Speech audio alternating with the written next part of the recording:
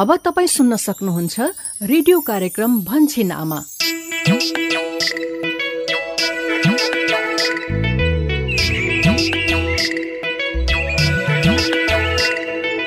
नमस्कार, रेडियो कार्यक्रम लहर भन्छिन आमाको यो साताको नयाँ 100औं खण्डमा तपाईँ सबैलाई स्वागत गर्छु। म यशोदा। कार्यक्रम भन्छिन आमालाई यो चरणको 100 भागसम्म नियमित रूपमा सुनेर सहभागी भएर साथ दिनुभएकोमा तपाईँ सहभागी श्रोताप्रति धेरै आभारी छौं। आमा र बच्चाको स्वास्थ्य र पोषणका सवालमा रेडियो कार्यक्रम लहर भन्छिन आमा केन्द्रित छ। हामी हरेक साता यसै समय यिनै विषय वस्तुमा कुराकानीहरू गर्छौं। तपाईँ हाम्रै गाउँ बस्ती र समुदायका कथा सुन्छौं, साथमा तपाईँकै अनुभवहरूलाई समेट्छौं।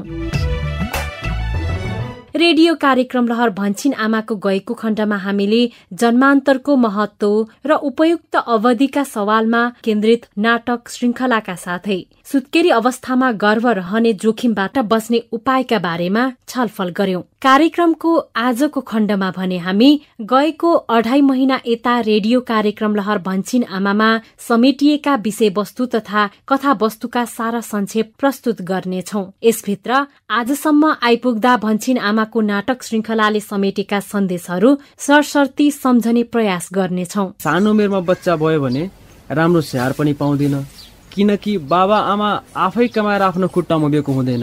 अनि कार्यक्रम भन्छिन आमामा पछिल्लो 2.5 महिना यताका 91औं देखि 99औं भागसम्म छलफल गरेका विषयवस्तुको सारा संक्षेप पनि प्रस्तुत गर्नेछौं। परिवार नियोजनको साधनको लागि चाहिँ परामर्श लिने उहाँबाट चाहिँ आफ्नो छलफल गरेर चाहिँ योजना गर्न सकिन्छ। यो सँगै भन्छिन आमाका बारेमा तपाईँ श्रोताका प्रतिक्रिया एवं साताको प्रश्न साथै अन्य सन्देशमूलक सामग्रीहरू त छँदैछन्। आउनुहोस् अबको करिब आधा घण्टा सँगसँगै छलफल गरौं।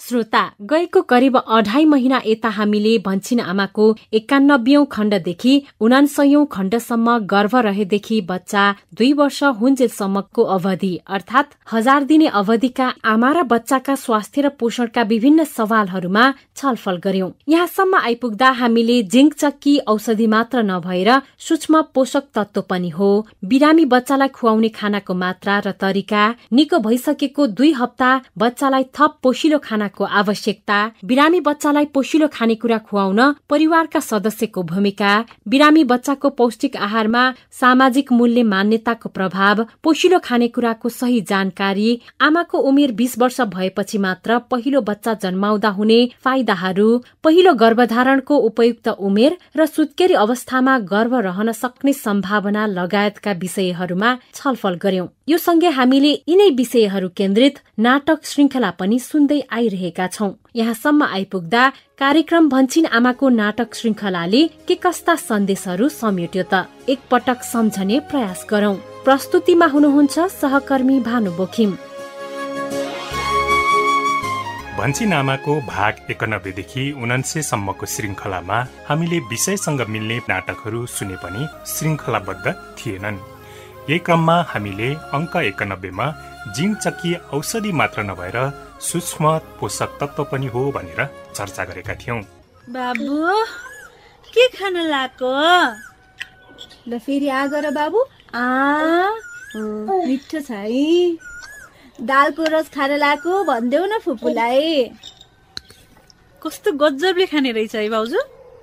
नानी, हिजोदेखि अलि खान मन गरेछ। ए निर्मला बहिनी। हजुर दाइ। यो झाडा पखाला लागे बेला यसरी बच्चालाई झोरिलो कुरा खुवायो भने त झन् पो पखाला लाग्ला त। नखुवा भन्छु मान्दैन यसले। कहाँ त्यस्तो हुन्छ दाइ? झन् यस्तो बेलामा त अघि पछि भन्दा बढी झोल कुराहरू खुवाउनु पर्छ नि। झोल कुराले त झन् पखाला लाउला के र? लाउँदैन दाइ। बरु पखालाले गर्दा बच्चाको शरीरमा पानीको मात्रा कम भए हुन्छ।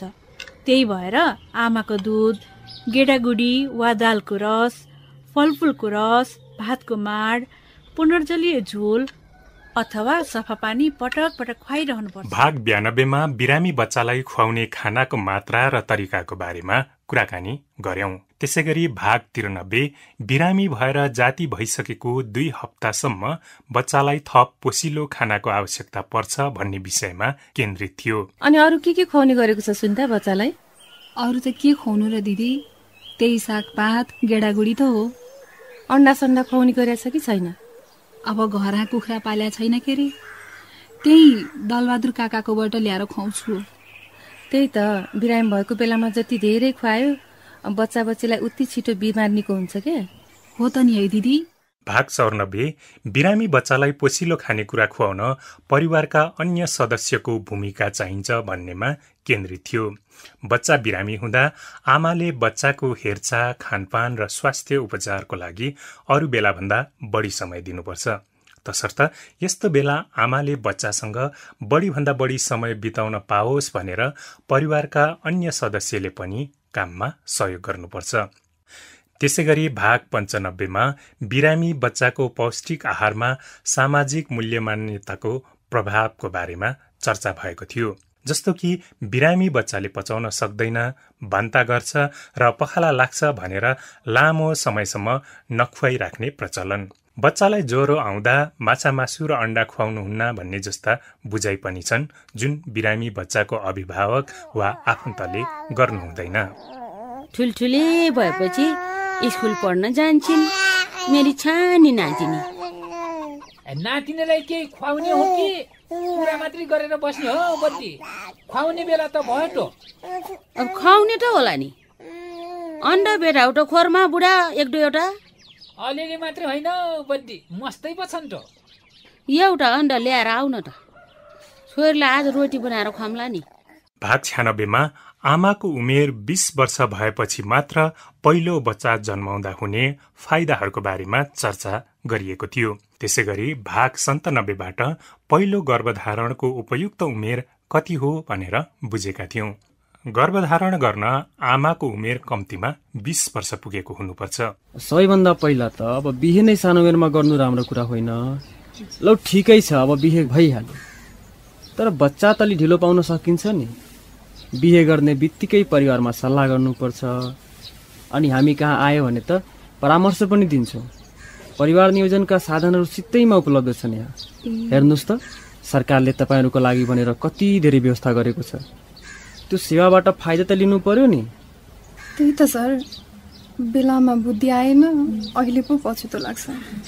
हो नि, कम्तीमा 20 वर्ष पुगेपछि पाएको बच्चा त्यसै राम्रो स्वस्थ हुन्छ के हुन्छ भने सानो उमेरमा बच्चा भयो भने राम्रो स्याहार पनि पाउँदैन, किनकि बाबा आमा आफै कमाएर आफ्नो खुट्टामा उभिएको हुँदैन। हेर्नुहोस्, ठीक हो सर। अब पोसिलो खाने कुरा किन्ने पैसा पनि त हुँदैन नि।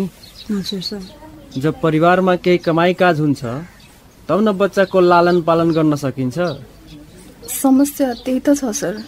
हेर्नु न सर, अहिले यिनलाई गाह्रो भएको छ त। स्कुल गएकी मान्छे नानी बिरामी भयो भनेर यता आउनु पर्यो। सुत्केरी अवस्थामा गर्भ रहने सम्भावना कतिको हुन्छ? भाग 98 यही विषयमा केन्द्रित थियो। सुत्केरी भएपछि महिनावारी फर्किने समयको निश्चितता हुँदैन। यही कारण अनिश्चित गर्भ रहन सक्ने सम्भावना धेरै हुन्छ। यसैगरी भाग 99 मा जन्मान्तरको महत्व र उपयुक्त अवधि भन्ने विषय समेटिएको थियो। आमा र बच्चाको सुपोषणका लागि 2 सन्तान बीच कम्तीमा 3 वर्ष जन्मान्तर राख्नुपर्छ। बाआमाले बिहा गर्दैन भन्दा आफै भाग्ने धेरै छन्। भाग्ने जति राति नै भाग्छन्। दिन दुगुना रात चौगुना त हुने नै भन्ने अध्यक्ष ज्यू। त्यही भएर अब हामीले किशोर अवस्थामा हुने बिहालाई रोक्नु पर्ने भयो। त्यसका लागि वडाबाट केही निर्णय गर्नुपर्ने भयो। साथीहरूको राय सल्लाह के छ त? यो त राम्रो कुरो हो। त्यसरी बिहा गर्ने अरूलाई त 50,000 जरिवाना गर्नुपर्छ। तर जरिवाना तिराउने कुरा मात्रै समस्याको समाधान हो जस्तो मलाई लाग्दैन। त्यसो भए के गर्दा ठिक होला जस्तो लाग्छ प्रमिलाजी? केही प्रस्ताव छ भने बताउनुस् के रे? पहिले त बाल विवाहले कसैलाई पनि फाइदा गर्दैन भन्ने कुरा गाउँलेलाई सचेत गराउनु पर्यो। त्यो त परेर कसरी गर्ने हो र? हामी सबैलाई चिनिहाल्छौँ के रे। भेट्दाखेरि यही कुरा भन्ने, बाल विवाहको बेफाइदा भन्ने, बिहेबारी 20 वर्ष पारी भन्ने नियम त छ, तर अबदेखि चाहिँ हाम्रो वडामा यो नियम लागू नै गर्नु पर्यो। तर यति गर्दा नै अटेरी भयो भने केही न केही त गर्नै पर्छ जस्तो लाग्छ है मलाई। नियम भनेको नियम हो अध्यक्षज्यू, सबैले मान्नै पर्छ। सरकारी कानुन त सबैले मान्नु पर्यो नि। मान्न त मान्न परिहाल्छ नि, तर नमाने के गर्ने हो भन्ने कुरो पनि त आउँछ भो। यी थिए नाटक भन्छिन आमाको भाग 91 देखि 99 सम्ममा समेटिएका विषयवस्तुको सार संक्षेप। अर्को नाटकको लागि भन्छिन आमाको 101औं भागको प्रतीक्षा गर्नुहोला। यस बेला हामी रेडियो कार्यक्रम भन्छिन आमा सुनिरहेका छौं। भन्छिन आमा परिवारकै स्वास्थ्यका लागि। रेडियो कार्यक्रम लहर भन्छिन आमामा भर्खरै हामीले भन्छिन आमामा 91औं देखि 99औं खण्डसम्म प्रस्तुत नाटक श्रृंखलाले दिएको सन्देशको सारा संक्षेप सुन्यौं। कार्यक्रममा अब भने हामी 91 देखि 99औं खण्डसम्म छलफल गरेका विषयवस्तुलाई सारा संक्षेपमा सम्झनेछौं। आशा छ यी छलफलका अंशहरू तपाईँ हाम्रा लागि अवश्य पनि उपयोगी हुनेछन्। सहभागी श्रोता, करिब 2.5 महिना अघि प्रस्तुत भएको रेडियो कार्यक्रम लहर भन्छिन आमाको 91औं खण्डमा हामीले गर्भ रहेदेखि बच्चा 2 वर्ष हुन्जेलसम्मको 1000 दिने अवधिका आमा र बच्चाको स्वास्थ्य र पोषणका सवालमा केन्द्रित कार्यक्रम भन्छिन आमामा गरिएका छलफलप्रति तपाई श्रोताका प्रतिक्रिया एवं पृष्ठपोषणहरू सुनेका थियौं। तपाई श्रोताको हौसलापूर्ण प्रतिक्रिया पाउँदा हामी ज्यादै उत्साहित भएका छौं। कार्यक्रममा 1000 दिनका आमा र बच्चाको स्वास्थ्य र पोषणका सवाललाई निरन्तरता दिने क्रममा भन्छिन आमाको 92औं खण्डमा हामीले जिंक चक्की औषधि मात्र नभएर सूक्ष्म पोषक तत्व पनि हो भन्ने विषयमा छलफल केन्द्रित गर्यौं। यो छलफलबाट हामीले मुख्य गरी जिंक चक्की औषधि मात्र होइन, यो भिटामिन जस्तै सूक्ष्म पोषक तत्व पनि हो। यसले बच्चाको झाडा पखाला निको पार्नुका साथै शरीरमा पानी र पोषक तत्वहरूको कमी हुन नदिनुका साथै पखालाबाट खेर गएको पोषक तत्वको कमीका कारण हुने कुपोषणबाट पनि बचाउँछ, साथै बच्चाको रोग प्रतिरोधात्मक क्षमताको पनि विकास गर्छ भन्ने कुरा थाहा पाएका थियौं। प्रदेश 5 बर्दिया 12 बर्दिया नगरपालिका 10 धदवर स्वास्थ्य चौकी का अहेब गणेश यादव। जब बच्चा बीमार होता है तो बीमार बच्चा में सूक्ष्म पोषक तत्व की कमी से बच्चा का कुपोषण होने के चांस ज्यादा होता है। ये जिंक चक्की 10 दिन तक खाए से बच्चा में शरीर में विटामिन के शोषण करने में यह मदद करत है और शरीर में प्रोटीन और कार्बोहाइड्रेट पचावे के लिए मदद करत है, साथ ही झाड़ा पखाला नियंत्रण में भी सहयोग करत है। रेडियो कार्यक्रम लहर भन्छिन आमालाई निरन्तरता दिने क्रममा कार्यक्रमको 93औं खण्डदेखि 96औं खण्डसम्म आइपुग्दा हामीले बिरामी बच्चा र उसको खानपान र स्याहारको बारेमा निरन्तर छलफल गर्यौं। यही क्रममा कार्यक्रमको 93औं खण्डमा हामीले बिरामी बच्चालाई खुवाउने खानाको मात्रा र तरिकाका सवालमा कुराकानी गर्यौं। सामान्य अवस्थामै 6 महिना मुनिको बच्चालाई एक दिन अर्थात 24 घण्टामा दिन र रात गरेर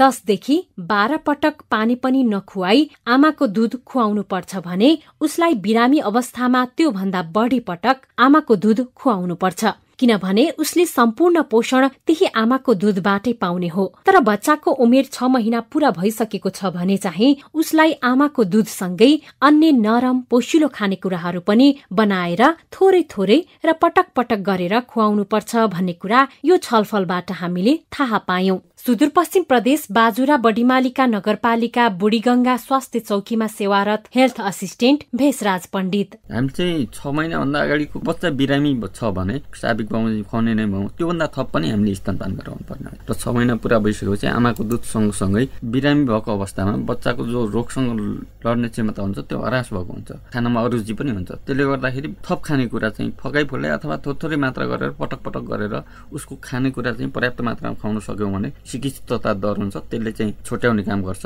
र बच्चाले चाँडी सन्चो हुनमा मद्दत गर्छ। बिरामी बच्चाको विषयमा कुरा गर्दै गर्दा कार्यक्रमको 94औं खण्डमा निको भइसकेपछि पनि उसलाई चाँडै पहिलेकै अवस्थामा फर्काउन 2 हप्तासम्म थप पोषिलो खाना जरुरी पर्छ भनेर छलफल गरेका थियौं। यस विषयमा छलफल गरिसकेपछि हामी बिरामी हुँदा बच्चाको खेर गएको शक्तिलाई पुनः पहिलाकै अवस्थामा ल्याउन निरन्तर 2 सातासम्म थोरै थोरै तर पटक पटक आमाको दूधसँगै साबिक भन्दा बढी पटक थप पोषिलो खाना खुवाउनु पर्छ भन्ने कुरामा प्रष्ट भएका थियौं। सुदूरपश्चिम प्रदेश कञ्चनपुर सेती महाकाली नर्सिङ कलेजकी संयोजक ममता अवस्थी।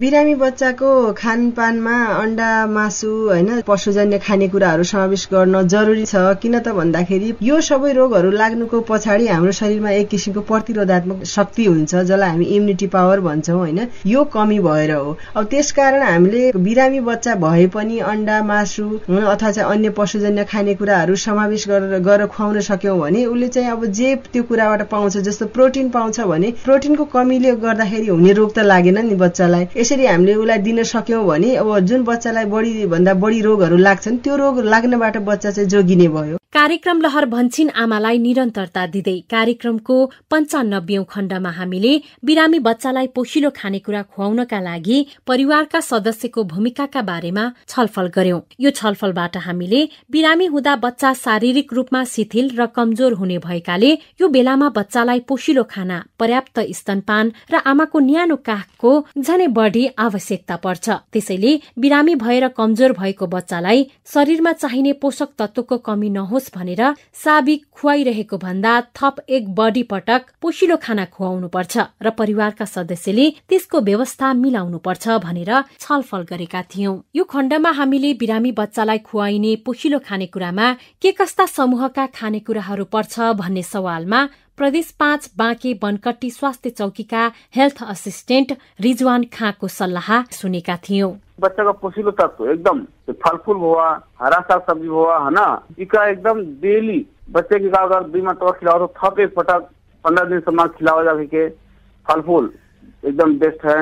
अब हरा साग सब्जी हुआ, दूध दही हुआ खिलाओ पड़ा, फल-फूल पर भी ध्यान दे पड़ा। बिरामी बच्चाकै सवालमा कुरा गर्दै गर्दा कार्यक्रमको 96औं खण्डमा हामीले बिरामी बच्चाको पौष्टिक आहारमा सामाजिक मूल्य मान्यताको प्रभावका विषयमा छलफल गर्दै पोषिलो खानेकुराको बारेमा सही जानकारी दिने प्रयास गरेका थियौं। यो छलफलबाट हामीले बिरामी बच्चालाई छिटो निको बनाउन अरू बेला भन्दा अझ बढी पोषिलो खाना खुवाउनु पर्छ भन्ने कुरा गरेका थियौं। तर कतिपय अभिभावकले बिरामी बच्चाले पचाउन सक्दैन, बान्ता गर्छ, पखाला लाग्छ भनेर लामो समयसम्म नखुवाइकन राख्ने गरेको पाइन्छ। यसो गर्दा बच्चा झनै कमजोर भई कुपोषणमा जान सक्छ। त्यसैले बिरामी बच्चाले खान सक्ने, मन पराउने, पचाउन सक्ने र उसको उमेर अनुसार मात्र मिलाएर पोषिलो खानेकुराहरू खुवाउनु पर्छ भनेर छलफल गर्यौं। गण्डकी प्रदेश बागलुङ नगरपालिका नगर स्वास्थ्य शाखाका हेल्थ असिस्टेन्ट लक्ष्मण ढकाल। पचाउन सक्दैन भन्ने जस्तो त मलाई अझैसम्म लाग्दैन र कुनै पनि त्यो अध्ययनले त्यस्तो कुरा देखाउँदैन। तपाईँले खाना खुवाउने खानाको स्वरूपमा पनि भर पर्छ।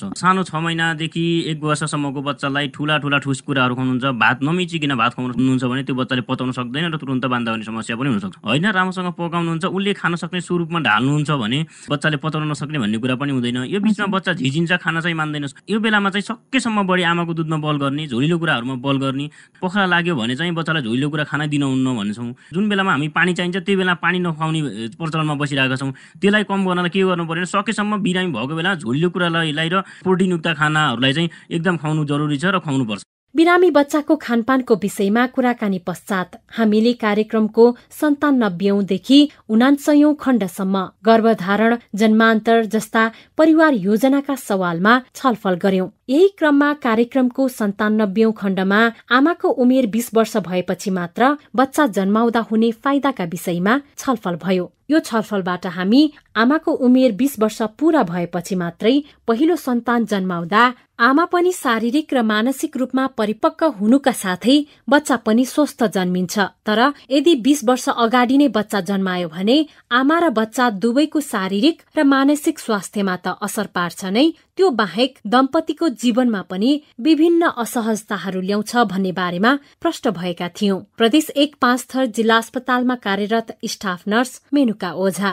म काम गर्ने अस्पतालमा चाहिँ धेरै त्यस्ता आमाहरू आउनु भएको छ जो चाहिँ 20 वर्षभन्दा कम उमेरमै बच्चा जन्माइसक्नु भएको छ र त्यो अवस्थामा आइपुग्दाखेरि धेरै किसिमको समस्याहरू देखिएको छ। कहिलेकाहीँ अब बच्चाको उमेर नपुगिकन बच्चा जन्मिने, त्यस्तै गरिकन बीचमै बच्चा तुइने, रक्तचापको समस्याहरू देखा पर्ने, बच्चा जन्मिनुभन्दा अगाडि नै उच्च रक्तचाप देखा पर्ने, अलिकति आमाहरू चाहिँ यो मानसिक समस्याहरू लिएर पनि आउनु भएको मैले अनुभव गरेँ।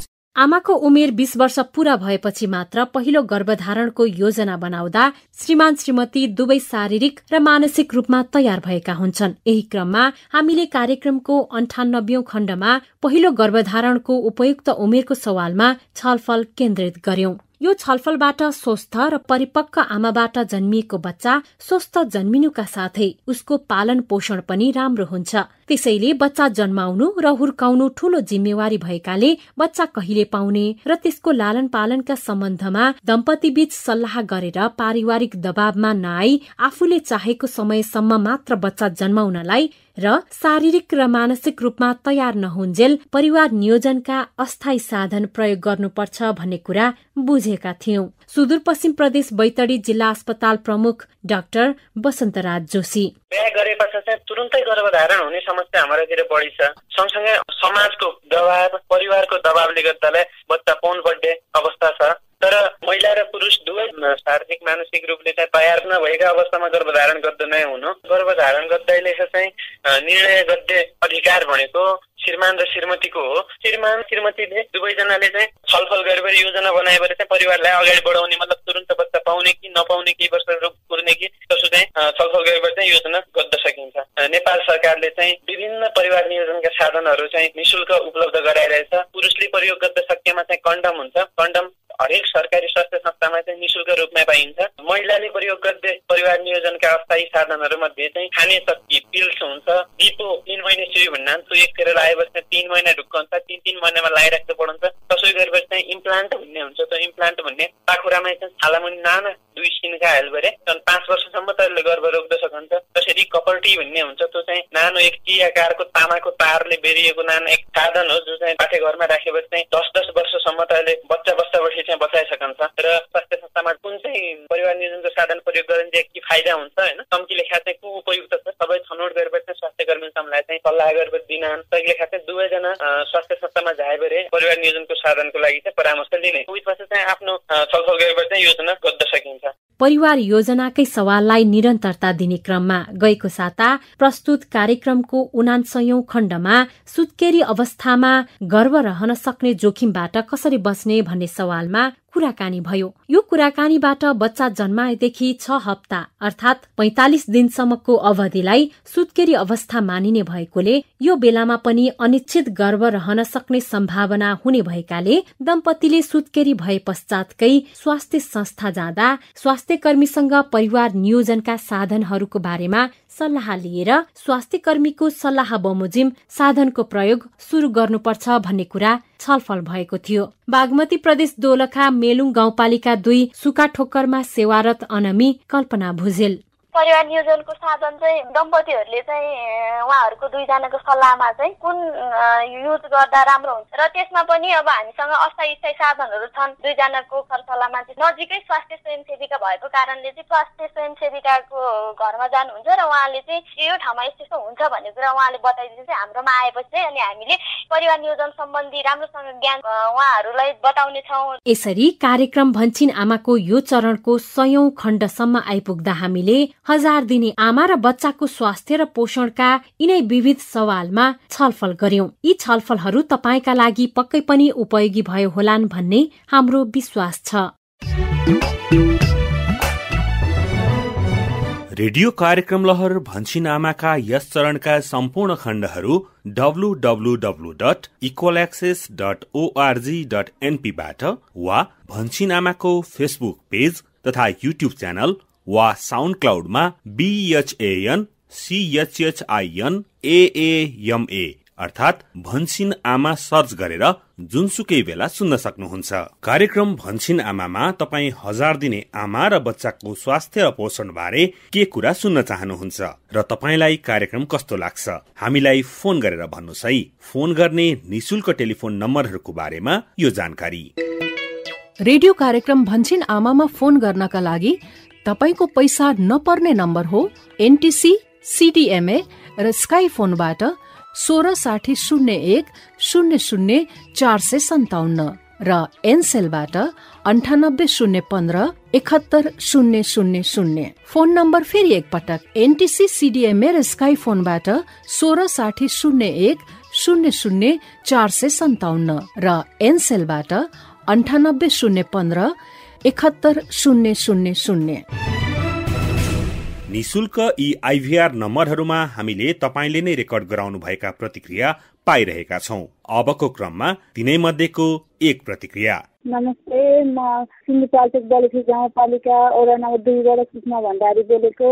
भन्छिन आमा कार्यक्रम चाहिँ धेरै राम्रो लाग्छ। 1000 दिने आमाहरूलाई धेरै राम्रो राम्रो कुराहरू ल्याउनु भएको छ।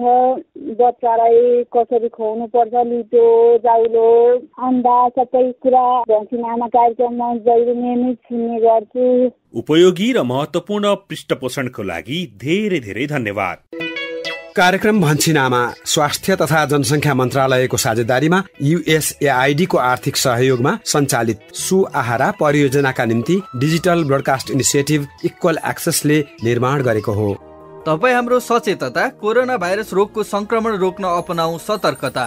कोरोना भाइरस रोग श्वास प्रश्वासको माध्यमबाट सर्ने संक्रमण हो। संक्रमित व्यक्तिले खोक्दा र हाच्छिउ गर्दा निस्कने थुक र सिङ्गानको माध्यमबाट एक व्यक्तिबाट अर्को व्यक्तिमा यो भाइरस सर्दछ। यसको संक्रमणबाट बच्न के गर्ने? खोक्दा हाच्छिउ गर्दा नाकमुख छोप्ने र प्रयोग गरेको टिस्यु पेपरलाई तुरन्त फोहोर फ्याँक्ने बाकसमा फाल्ने। बेला बेलामा साबुन पानीले मिची मिची हात धुने वा अल्कोहल भएको सेनिटाइजर प्रयोग गर्ने। हात नमिलाउने, त्यसको सट्टा नमस्कार गर्ने। खोकी लागेको व्यक्तिबाट टाढा रहने वा आफूलाई खोकी लागेको छ भने पनि अरू व्यक्तिबाट टाढा बस्ने। भिडभाडमा नजाने र अरूलाई पनि नजान सुझाव दिने। र ध्यान दिनै पर्ने कुरा, ज्वरो आएमा, खोकी लागेमा, सास फेर्न गाह्रो भएमा तुरुन्तै नजिकैको स्वास्थ्य केन्द्रमा सम्पर्क गर्नुहोस्। कोरोना भाइरस रोग कोभिड-19 का बारेमा थप जानकारीका लागि पैसा नलाग्ने हटलाइन टेलिफोन नम्बर 1115 मा फोन गर्नुहोस्। नआत्तियौं तर सतर्क रहौं।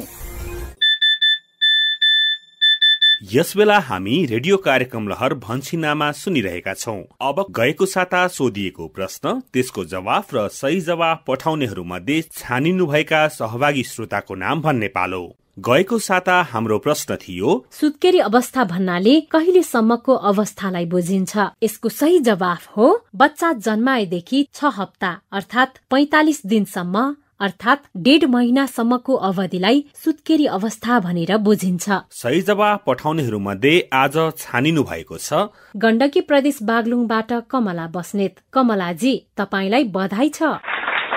हामी सम्झना स्वरूप तपाईको मोबाइलमा रिचार्जको व्यवस्था गर्नेछौं। प्रतीक्षा गर्नुहोला अनि सहभागी भई हामीलाई उत्साह र हौसला दिने सबैलाई धेरै धेरै धन्यवाद पनि। अब भने यो साताको प्रश्न, गर्भ रहेदेखि बच्चा 2 वर्ष हुन्जेलसम्मको अवधिलाई के भनिन्छ? प्रश्न फेरि एकपटक, गर्भ रहेदेखि बच्चा 2 वर्ष हुन्जेलसम्मको अवधिलाई के भनिन्छ? यसको जवाफ तपाईले हामीलाई SMS गरेर पठाउन सक्नुहुन्छ।